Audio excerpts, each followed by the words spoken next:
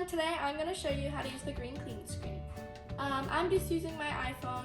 You can use any small device that you have. So first I'm going to open the bag and take one out. These are super easy and simple. Yeah, so it shows you step 1 and step 2. First thing, you're going to tear off the top of step 1, which is the wet wipe. Put it down, and then you grab your device and you use this and you just rub it on there in circular motions.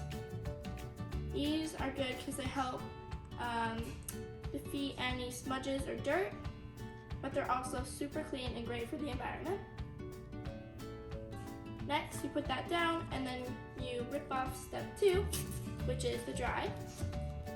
And you do the same thing with this one, circular motions, to just dry off anything that was left on there. If you have an extra smudgy screen or dirty, you can do it one more time just to be sure.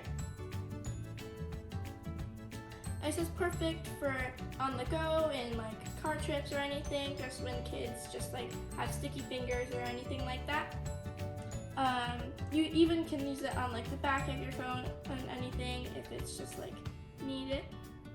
Yeah. And when you're all done, you can just wrap this up. You can recycle them, and the inside is biodegradable. And so overall, they're super clean and great for your kids.